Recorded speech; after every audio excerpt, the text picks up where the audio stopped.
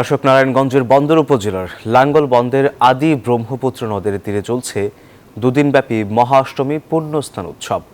আর এই বিষয়ে সবশেষ খবর জানাতে সেখান থেকে সরাসরি যোগ দিচ্ছেন সহকর্মী দিলীপ কুমার মণ্ডল। দিলীপ, মহাষ্টমী পুণ্যস্নান উৎসবে পুণ্যার্থীদের ভিড় কেমন দেখছেন, তারা কি বলছেন?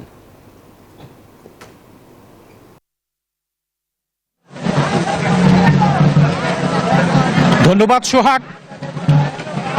নারায়ণগঞ্জের বন্দর উপজেলার ৩ কিলোমিটার এলাকা জুড়ে, যেখানে লাঙ্গল বন্দর ব্রহ্মপুত্র পার, এই মুহূর্তে কিন্তু উৎসব মুখর অবস্থা।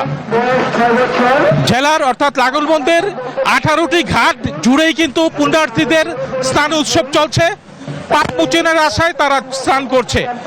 লাঙ্গল বন্দরের এই যে ৩ কিলোমিটার এলাকায়, সেখানে কিন্তু গ্রামীণ মেলাও বসেছে।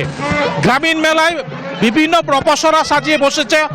বিকাশে কম খরচে ক্যাশ আউটের লিমিট বেড়ে 50,000, প্রিয় এজেন্টও 2টা।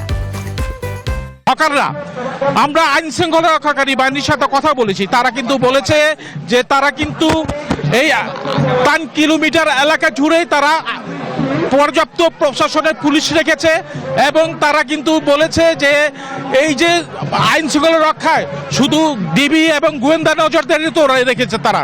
56টি সেবা ক্যাম্প কিন্তু এখানে পুণ্যার্থীদের সেবায় নিয়োজিত রয়েছে। ঘাটগুলোতে প্রচুর, মহাত্মাগান্ধী ঘাট, রাজঘাট, সমস্ত ঘাটে কিন্তু এই মুহূর্তে স্নান, অর্থাৎ পুণ্যার্থী যারা বিভিন্ন জেলা থেকে এসছে তারা কিন্তু স্নান, পাপ মোচনের আশায় স্নান করছে।